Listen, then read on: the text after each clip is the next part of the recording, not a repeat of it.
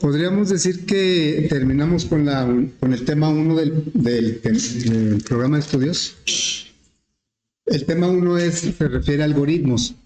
Nada más que si ustedes se acuerdan, buenos días.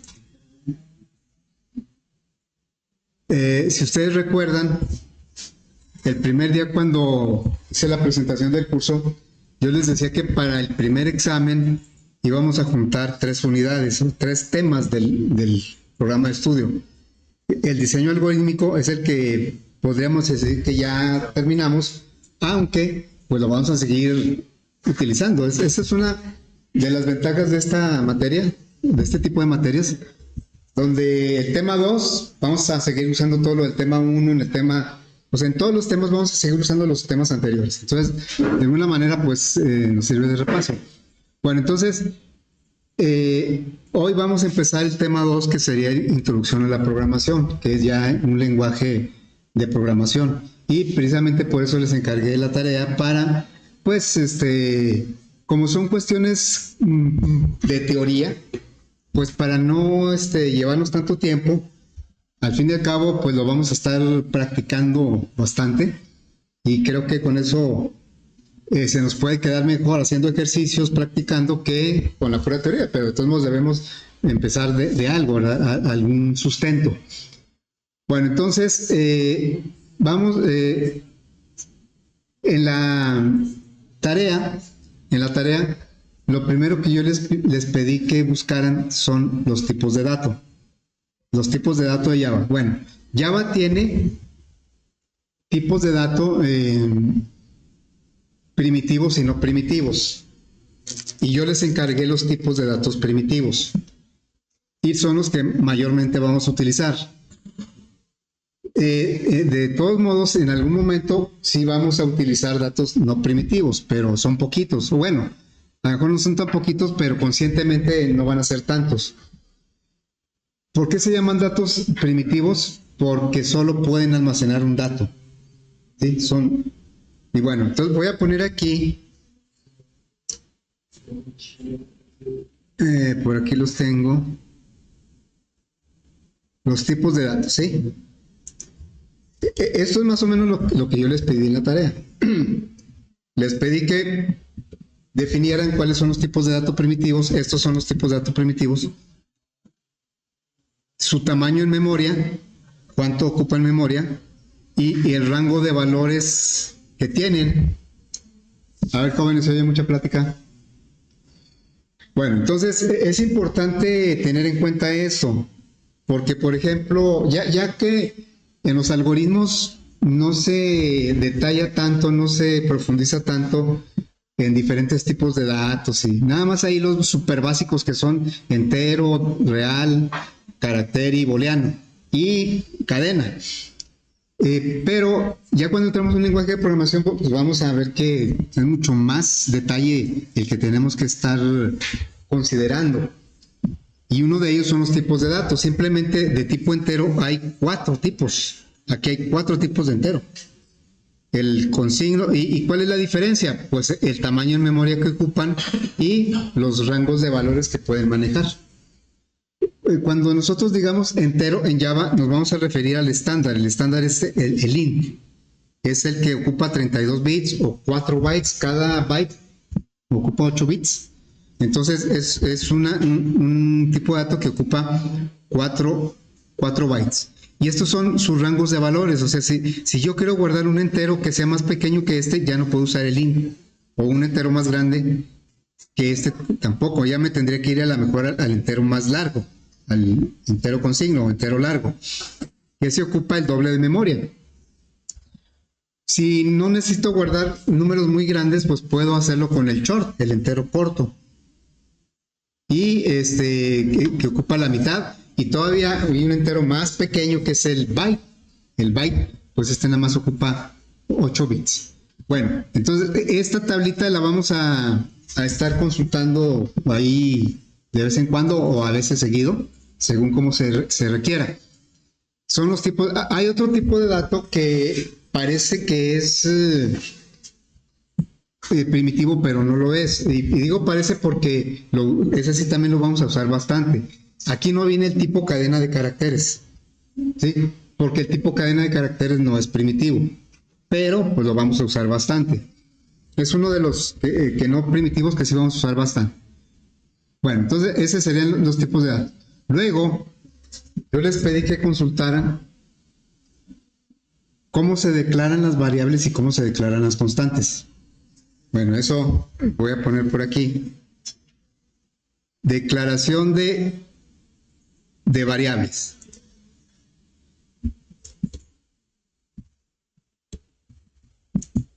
Bueno, ahí está la declaración de variables. Algunos me pusieron por ahí en lugar de Java me pusieron de C++, que es muy parecido, pero sí hay algunos pequeños cambios. Bueno, entonces, el tipo entero, esto que dice aquí entero, decimal, booleano, es el nombre de la variable. El tipo de dato es lo que está aquí en azul. Int, float, y se puede declarar una variable y darle un valor inicial. Al principio no lo vamos a hacer así, pero ya cuando empecemos a utilizar más variables, entonces sí vamos a, muchas veces ya las vamos a inicializar. Es posible inicializarlas, no es obligatorio. Aquí viene inclusive la cadena, y noten un aspecto, por eso yo digo que la cadena no es tipo primitivo, porque no se ve del mismo color, ¿verdad? O sea, el tipo de dato no se ve como los demás. Y aparte empieza con mayúscula. Bueno, por cierto, en Java ahora sí nos tenemos que preocupar de mayúsculas y minúsculas. Eso en Flow.im, en PCIM, pues no, ahí no importaba, no eran sensibles. Aún así yo procuro mantener un estándar. Bueno, en Java sí de plano hay que considerar mayúsculas y minúsculas, son diferentes. Una mayúscula que una. Yo puedo tener una variable que se llame decimal pero que empiece con mayúscula y es otra variable. Inclusive puede ser de otro tipo. Bueno, entonces así es como se declaran las variables, se pone el tipo de dato, el nombre que le vamos a dar a la variable y luego opcionalmente un valor inicial. Bueno, luego les pedí que también consultaran cómo se declaran las constantes. Ahí hay a veces confusiones, la constante, bueno, algunos inclusive en la tarea me pusieron cómo se declara una constante pero en otro lenguaje. Es muy común que recordemos la palabra const, de constante.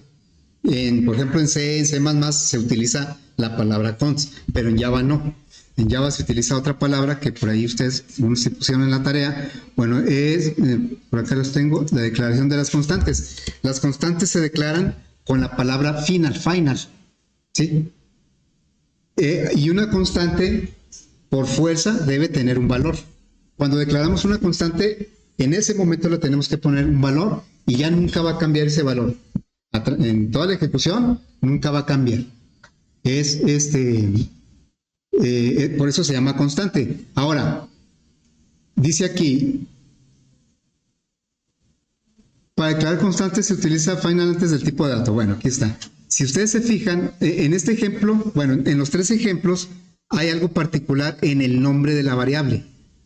¿Qué notan en el nombre? O sea, final es el que define que va a ser constante. Luego doble es el tipo de dato. Y luego este es el nombre de la constante. ¿Qué notan ustedes en el nombre de la constante? Aparte de que está en rojo. ¿Cómo está? ¿Sí se aprecia? Bueno, no sé. Es que ya es el... A ver, ahí ya se nota mejor. IVA, max intentos, ese es el nombre de la variable. Y la otra, bueno, aquí también se llama igual. Pero no sé si notan algo, es con respecto a lo que acabo de decir de mayúsculas y minúsculas. Son puras mayúsculas, ¿sí? Cuando hablamos de estándares, son, digamos, buenas costumbres, buenas razones, o buenas prácticas más bien, que nos ayuden a entender mejor un código. Un estándar no es obligatorio, pero es recomendable y yo lo voy a seguir los estándares. Entonces, desde C, C++, C#, Java, las constantes por estándar se escriben con mayúsculas. No quiere decir que si escribo una constante con minúscula no va a trabajar, no, pero por estándar las vamos a poner con mayúsculas. Y aquí, bueno, para separar, ya ven que para separar las palabras en una variable, como son en minúsculas, yo cada palabra a partir de la segunda la empiezo con mayúscula. Aquí pues eso no aplicaría muy bien porque pues todas son mayúsculas. Entonces por eso cuando se separan palabras se utiliza el guión bajo. Pero insisto, eso es estándar. El final, el doble, ese es sintaxis, tiene que estar así tal cual. Pero los nombres de las constantes, por lo general, los vamos a declarar como con mayúsculas. Bueno, ya repasamos cómo declarar variables, cómo declarar constantes. Ahora, enseguida les pedí que consultaran la entrada y salida estándar de Java. Todos los lenguajes tienen una salida y una entrada, lo que se llama estándar. La entrada estándar es el teclado, la salida estándar es la consola o la pantalla. Entonces, todos tienen instrucciones para entrada y salida estándar. Y ya a partir de ahí pueden derivar otras librerías que nos ayuden a hacer una entrada un poco más, digamos, más amigable. Bueno, entonces en Java, la entrada y salida estándar, esta la tenemos aquí.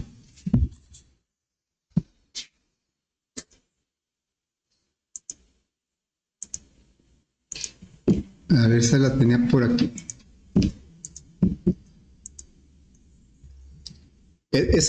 Bueno, System In es la entrada estándar. Así, System In. Y System Out es la salida estándar. Aquí dice flujos de entrada y salida estándar de Java. IO es Input, Output, entrada, salida. Entonces, System, si nosotros utilizáramos, bueno, de hecho sí vamos a utilizar System, pero no de manera directa, no de manera... Si utilizáramos System In de manera directa, solo tendríamos una función para lectura que se llama read, pero esta me serviría solo para enteros, para caracteres, pero no para otros tipos de datos. Entonces, por eso Java después implementó la clase de scanner, pero la librería, o más bien la entrada estándar, viene siendo System In, que es el teclado. Aquí está nuestro programa, y luego la salida estándar pues es la pantalla. Y eso es con System Out. Vean cómo los dos son System, nomás que In es entrada, Out es salida. Y esta función de salida, o más bien pues esta es una variable de salida, o flujo de salida, tiene dos funciones que son las que vamos a usar. Print y println. Print da salida y deja el cursor en donde se quedó. Y println da salida y avanza el cursor a la siguiente línea. Es un cambio aparentemente pues muy así muy como imperceptible, ¿no? Pero que sí nos ayuda a la hora de dar la salida, pues que quede de una forma o de otra, según lo necesitemos. Bueno, también tiene un sistema de errores. Pues ese ahí los errores nos van a salir sí o sí cuando ocurran. Bueno, entonces les comentaba que System In es la entrada estándar, pero si la usamos directamente solo tendríamos la función read.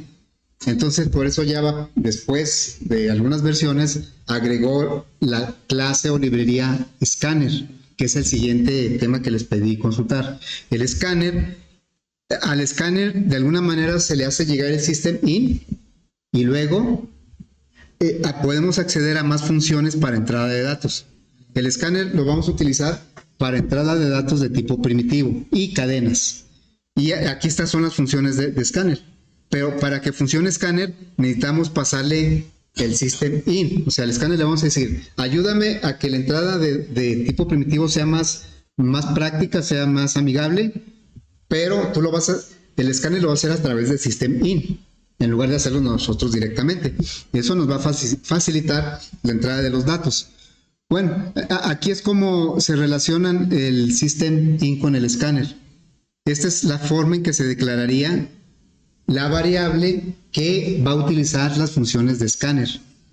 ¿Sí? Esto lo vamos a usar bastante. Este es un nombre de variable, por lo tanto, pues puede ser teclado o puede ser otro nombre.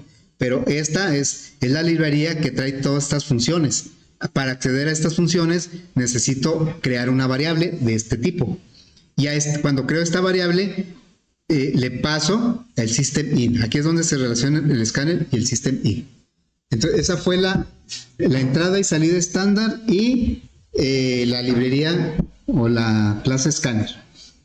Todo esto pues, lo vamos a estar usando bastante. Ahorita nada más le estamos dando un repaso como una introducción de qué es lo que vamos a usar.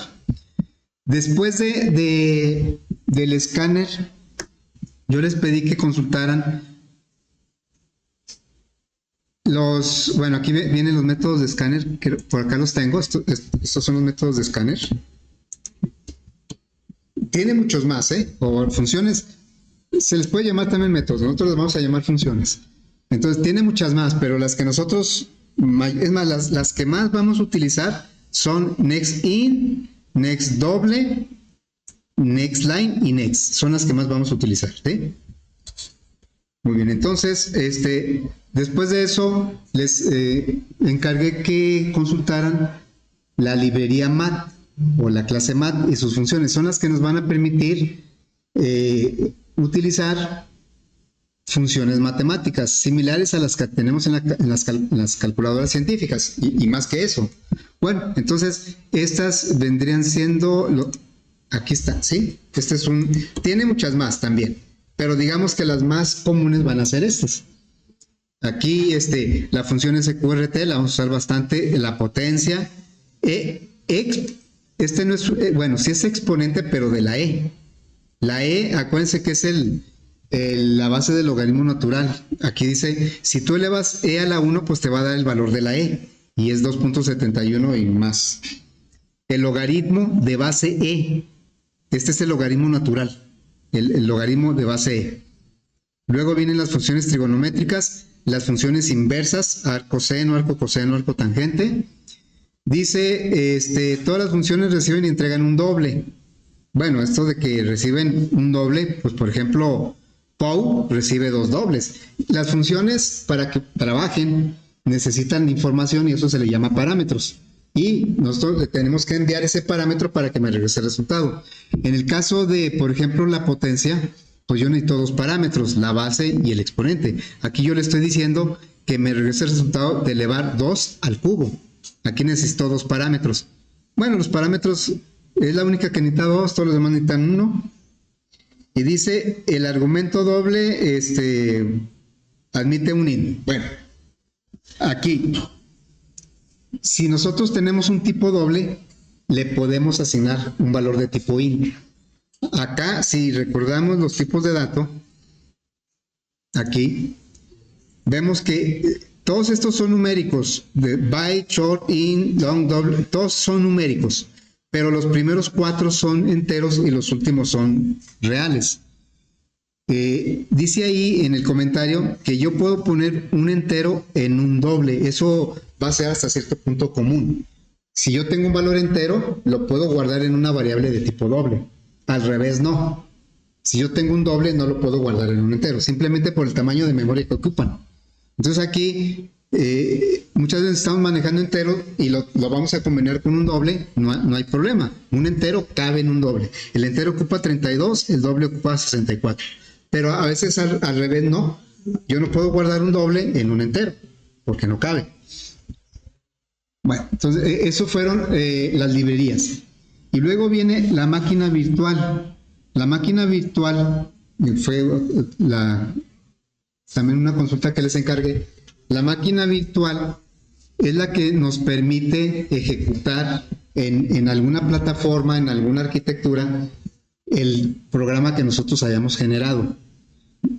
Anteriormente, en lenguajes más viejitos, teníamos que hacer una versión.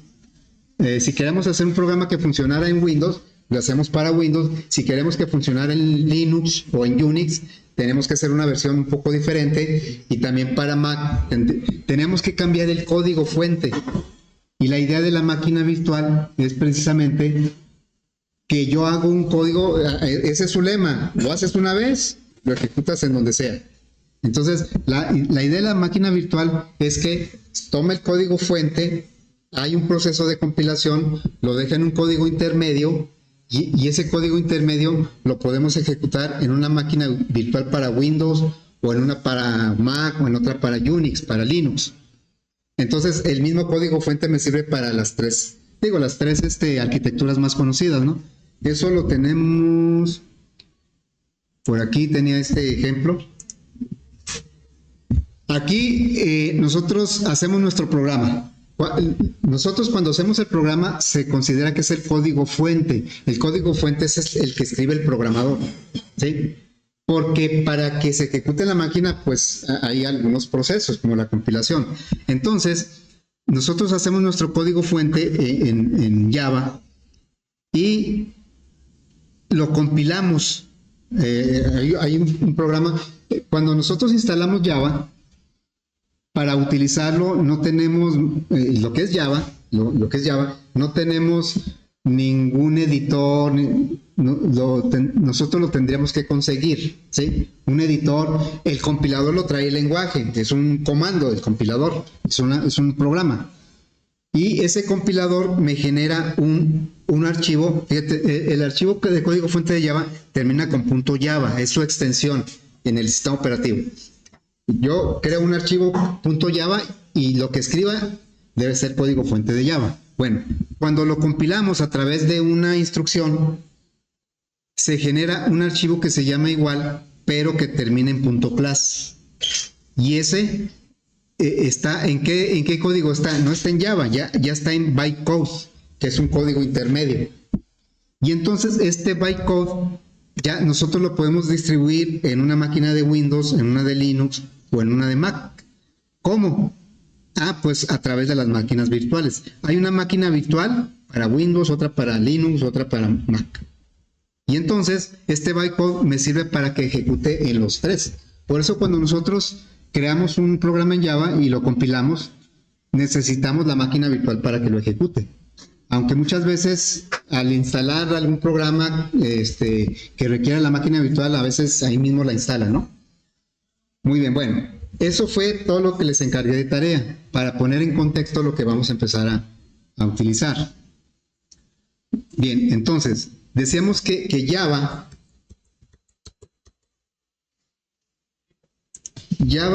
¿dónde quedó? Es un lenguaje de programación, pero si nosotros nada más instalamos el lenguaje, pues tenemos el lenguaje, no tenemos, lo que tenemos es un conjunto de librerías y funciones de lenguaje y tenemos un compilador que toma el código fuente y lo compila al código intermedio, en el caso de Java. Pero no tenemos, en el lenguaje en sí, no tenemos un editor. La compilación todo lo tenemos que hacer en línea de comandos, en C, saliendo como dices, hay que salirse a C. Y ahí, aquí va, yo me voy a C, que es la línea de comandos. A ver,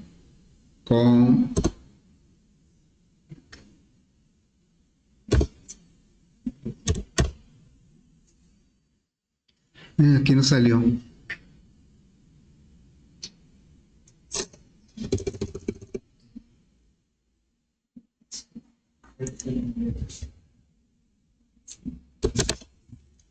Ahí está el CMD.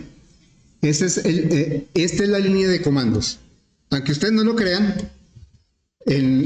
nosotros, bueno, yo duré mucho tiempo trabajando nada más en línea de comandos. Todo lo tenemos que hacer con comandos. No había Windows, o sea, no había interfaces gráficas. Que fue una de las grandes, digamos, novedades que traían las máquinas de Mac, que en ese tiempo decía uno de Apple, ¿va? Entonces, si nosotros instalamos el lenguaje Java, necesitamos un editor para escribir el código fuente. El compilador sí lo trae, sí trae el compilador y trae para ejecutar, bueno, si tenemos la máquina virtual. Entonces, si lo hiciéramos de esa manera, resultaría un poquito complicado, laborioso, impráctico, y entonces por eso aparecen programas que se llaman entornos de desarrollo. Y esos entornos de desarrollo pues son los que nos facilitan la creación de código, la depuración, la ejecución, las pruebas. Esos son los IDEs. Y pues hay muchos IDEs. Por ejemplo, ahorita uno muy famoso es el Visual Studio Code. Pero nosotros el que vamos a usar es el NetBeans. Así se llama. El NetBeans no es un lenguaje de programación. NetBeans es un entorno de desarrollo. ¿Qué permite un entorno de desarrollo? Editar un programa en un lenguaje de programación, o sea, el código fuente, en un editor especial para código fuente. Porque si yo ahorita quisiera utilizar un editor, pues puedo usar el bloc de notas. Es un editor de texto. Por cierto, el código de un programa, de cualquier lenguaje de programación, es texto plano, sin adornos, sin negritas, sin nada. Es texto plano. Entonces, el bloc de notas me podría servir para eso. Y de hecho, mucha gente utilizaba el bloc de notas para escribir código fuente y se queda acostumbrado. La desventaja de usar algo como el bloc de notas o un editor que sea así de muy general, de propósito muy general, pues es de que no me da prácticamente ninguna ayuda. En cambio, si nosotros utilizamos un editor específico para código, pues nos va a dar muchas ayudas, empezando por los colores que usa para identificar los diferentes elementos, y nos da muchos tipos de ayuda. Y eso lo hacen los IDEs, precisamente como NetBeans. Entonces, nosotros lo que vamos a utilizar pues es un IDE que se llama NetBeans. Para poder utilizar Java tenemos que instalar Java. Y aquí pues vamos a meternos un poquito en conflictos, o espero que no, con las versiones de Java, con las versiones de NetBeans. Sí, porque pues constantemente las están cambiando. Y ya ese entorno de NetBeans me va a permitir, primero, editar el programa, hacer el código fuente, con un editor bastante amigable. Luego, me va a permitir compilarlo de manera transparente. Yo nomás con un botón lo voy a compilar. Internamente ese botón lo que hace es ir y ejecutar el comando que compila. Pero para nosotros pues va a ser directo, va a ser transparente. Y me va a permitir también depurar, ejecutar el programa en una consola virtual, ¿sí? O después en un entorno gráfico. Entonces todo eso no es parte del lenguaje, es un entorno de desarrollo, es NetBeans. Bueno, ahí si prenden la compu, vamos a checar cuál NetBeans está instalado aquí en las compus, ¿no? Ahí lo abren, por favor, buscan NetBeans. Tiene este logo, ¿no? Este logo es como un, ¿qué? A ver, es como un hexágono. 1, 2, 3, 4, 5, 6. Un hexágono ahí con un cubo adentro. Sí, dice Apache NetBeans. ¿Sí? Bueno, entonces yo voy a entrar. Lo primero que vamos a notar es la versión del Apache NetBeans. ¿Qué versión? Esta la podemos ver aquí. Es la 26, ¿sí? La versión 26. Bueno, yo por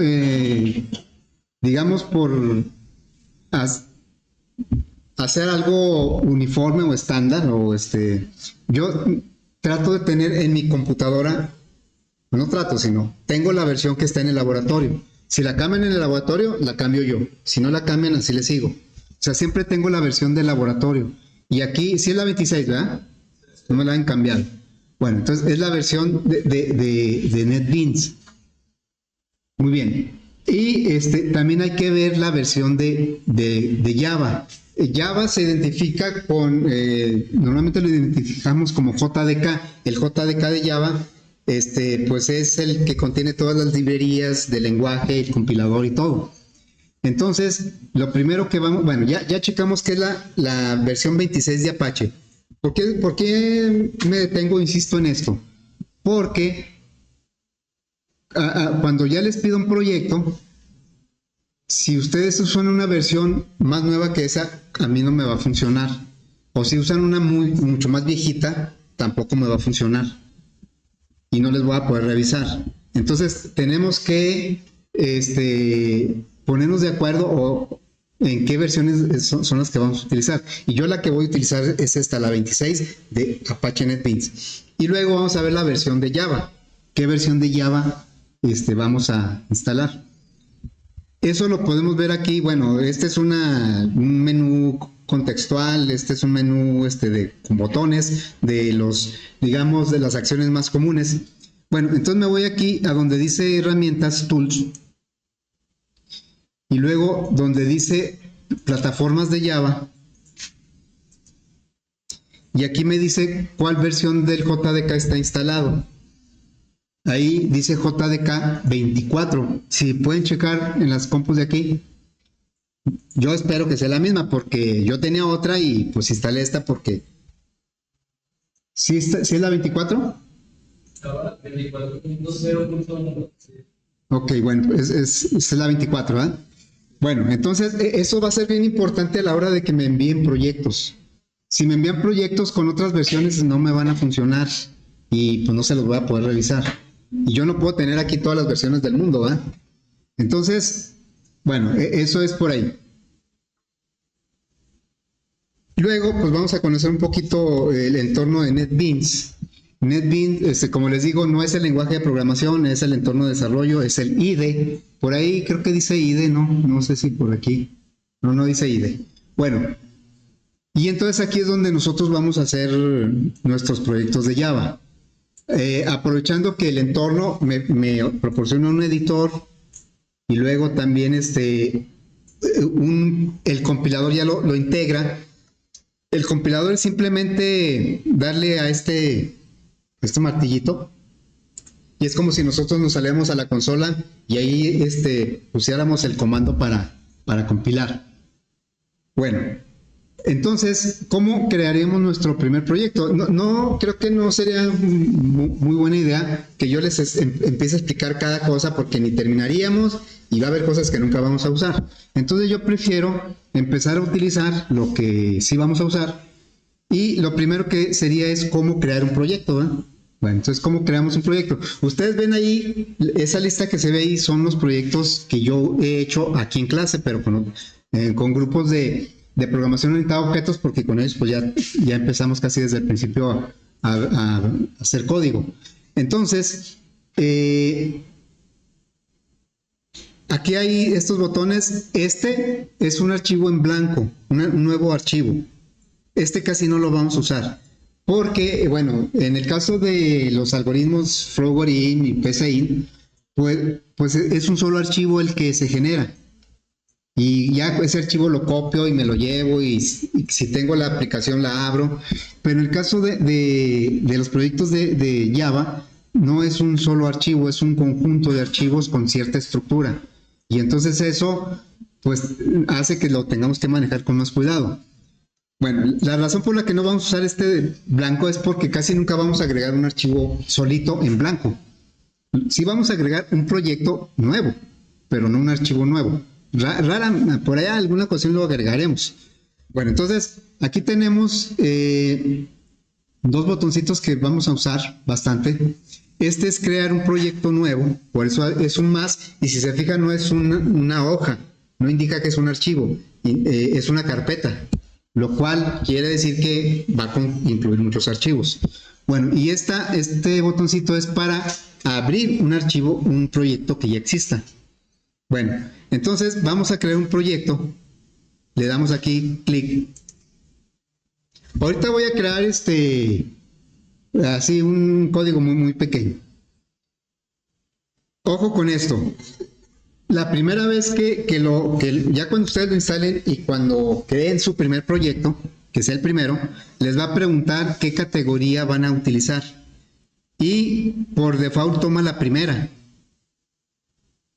Pero nosotros vamos a utilizar la tercera, la que dice, o tal vez, no sé si siempre está en tercer lugar, pero es la que se llama Java with and. A veces, sin darnos cuenta, como le damos siguiente, activamos otra categoría y pues no coinciden y yo no se los puedo revisar. Bueno, entonces es Java with and. Y luego, de esta categoría Java with and, estos son los tipos de proyecto que podemos crear. Una aplicación de Windows, una aplicación de Java, una librería, y bueno, aquí ¿cuál es la que vamos a usar? La primera, una aplicación de Java. ¿Sí? Entonces, Pues aquí nada más le vamos a dar siguiente. Yo le voy a dar siguiente porque ya tenía seleccionado Java with and. La primera vez hay que seleccionarlo. Ya después así se queda. De repente sí lo cambia. Me ha pasado que ya después de mucho tiempo por alguna razón lo cambió. No me di cuenta y abre un proyecto de otro tipo. Bueno, entonces ya aquí le damos next. Siguiente. O escogemos este y le damos next. Y entonces ya viene el nombre del proyecto. ¿Sí? El nombre del proyecto. Que yo voy a, así como lo hago con los algoritmos, pues también lo voy a hacer con este. Voy a hacer ahorita un proyecto que se va a llamar FA-2025-09-12 y se va a llamar Hola Mundo. Ya ven que por tradición el primer programa que se hace en un lenguaje de programación es el Hola Mundo. ¿Sí? Hola Mundo. Entonces, aquí me pregunta varias cosas, nosotros no le vamos a mover. Me pregunta dónde lo quiero poner. Generalmente cuando lo instalamos, crea una carpeta que se llama NetBeans Projects dentro de la carpeta de documentos. Y ahí es donde va alojando los proyectos. Y pues yo creo que está bien que lo haga ahí. Y luego dice ahí que si quiere usar una carpeta especial para las librerías. Y acá, esto también dice que si va a crear una función dentro del proyecto. Bueno, realmente no le movemos nada más que el nombre, ¿sí? Y le damos finalizar. Bueno, este proyecto se va a ubicar acá.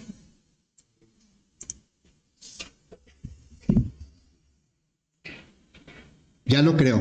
Bueno, ¿qué hizo? Creó una carpeta con varios archivos. Pero como a mí como programador, el único que me interesa es el que más me interesa es el archivo de código fuente, ya me lo pone ahí. Este es un archivo, este es el editor de NetBeans y este es un archivo de código fuente de Java. Aquí dice cómo se llama el archivo. Tiene extensión .java. Un archivo de código fuente de Java se llama, tiene extensión .java. Bueno, luego aquí pues no voy a traer mucho esto, nada más. Aquí ya nos está invitando a escribir código. Dice, ese to do es to do, no es todo, ¿verdad? No dice todo, está en inglés, es to do. Aquí escriba el código, la lógica de aplicación de su código. O más bien, la lógica del código de su aplicación. Ahí me está diciendo que aquí es donde vamos a escribir, pues ya codificar nuestros algoritmos, en esta parte. Vamos a explorar un poquito qué sucedió acá.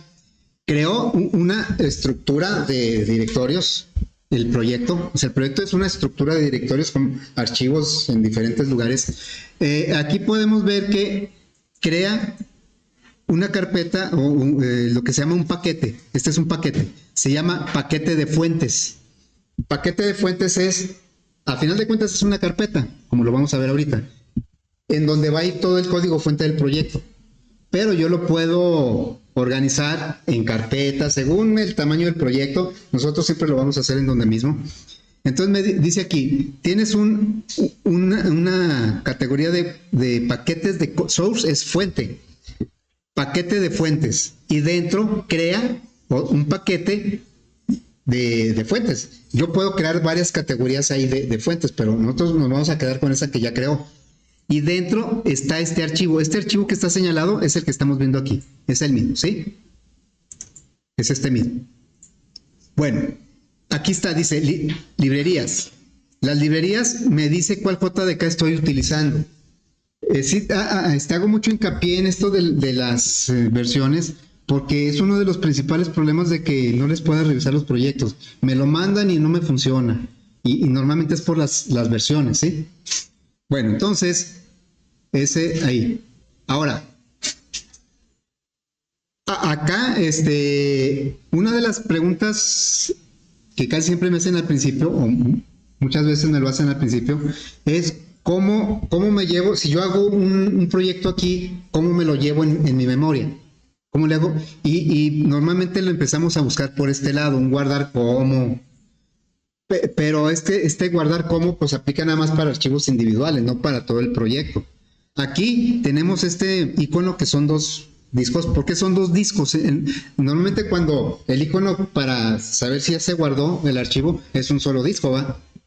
que ya no existen esos discos. Bueno, ese disco, pero aquí, ¿por qué son dos? Pues porque el proyecto tiene muchos archivos, no tiene solo uno. Bueno, entonces ahorita está en gris porque ya lo grabé. Pero si yo hago un cambio aquí, entonces se va a activar, va a decir, todavía no está grabado. Bueno, voy a hacer el código para el Hola Mundo. Es una salida. El Hola Mundo es una salida. Entonces, la salida, como la vimos ahí, es el system out.println, y aquí le voy a poner hola. Ya este es mi código. Aquí ya se dio cuenta que lo modifiqué, ya no está grabado. Y este ya es un programa, este es un código fuente de Java. Y entonces, ¿cómo le hago para verificar, para checar? Lo tengo que ejecutar, pero la ejecución, les digo, implica varios pasos. Lo compila, lo deja en bytecode, manda a llamar a la máquina virtual y luego ya ejecuta en la máquina virtual, y es cuando el usuario ve. Pero el entorno de NetBeans pues precisamente nos proporciona una consola virtual. Aparte de que sea la máquina virtual, nos proporciona una consola virtual. Entonces, para ejecutarlo nosotros nada más le vamos a dar aquí play, ¿va? Le damos play. Aquí lo ejecuta, pero para ejecutarlo tuvo que haber compilado. Si nada más lo quiero compilar, lo pongo aquí. Pero el compilado no me genera ninguna, o sea, no se está ejecutando, nada más lo convierte a lenguaje intermedio, bytecode. Entonces le doy aquí y aquí me abre la consola. Ahí está. Esto yo la puse en amarillo para que se aprecie un poco más. Y aquí me dice, hola mundo. Ahora, yo le puse print y por eso puso hola mundo, y este es un mensaje que me dice que ya terminó. Bueno, le voy a poner println y lo voy a volver a ejecutar. Ahí está el hola mundo. Ahora, esta no es la consola del usuario. Esta es la consola virtual de NetBeans. Si yo quisiera ejecutar el programa en la consola del usuario, me tendría que salir aquí al CMD. Aquí es donde, esta es la consola real, esta es una consola virtual. Bueno, entonces, les había dicho que si lo quieren copiar el proyecto a su memoria, no lo hagan por aquí, no lo hagan desde NetBeans, háganlo desde el sistema operativo. Ubicarían la carpeta donde está en documentos, y luego en NetBeans Projects es donde generalmente se deja. Aquí está NetBeans Projects, y aquí buscaríamos el proyecto que el que acabo de crear. Es FA.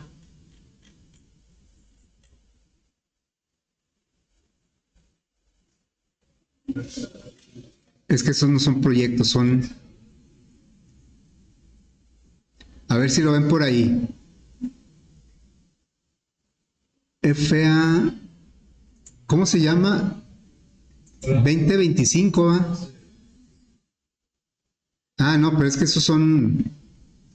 No, es que están acá arriba. Esos que están abajo son punto RAR.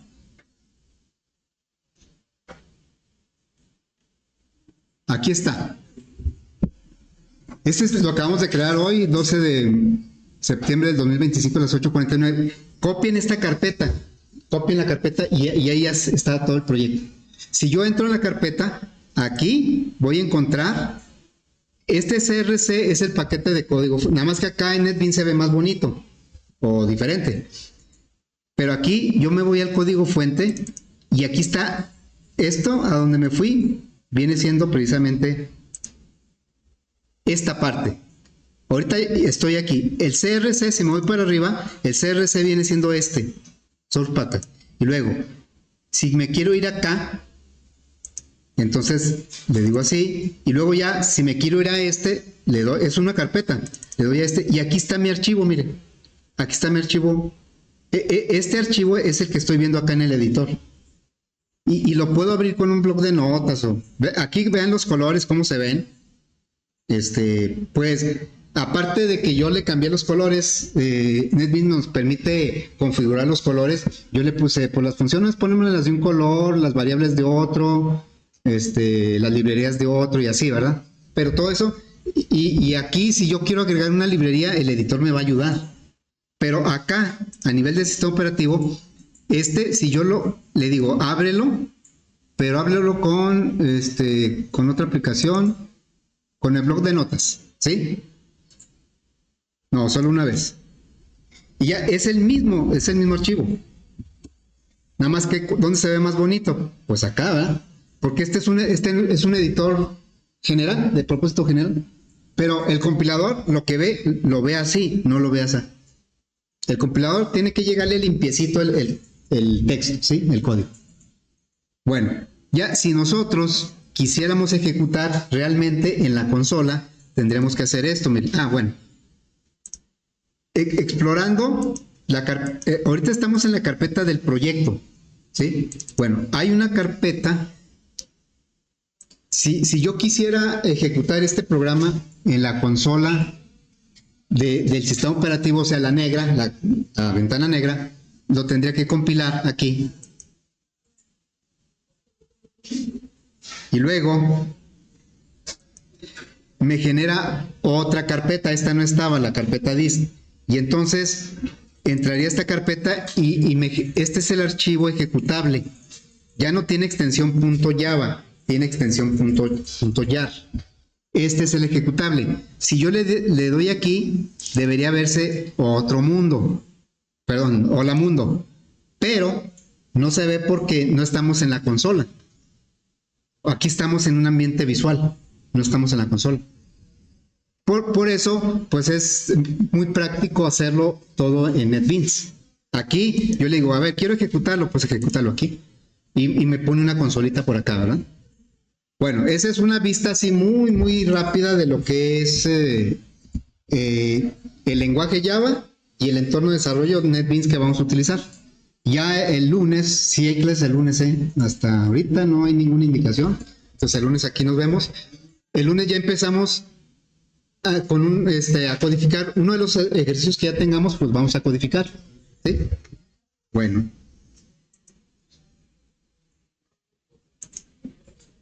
Ahí le vamos a dejar.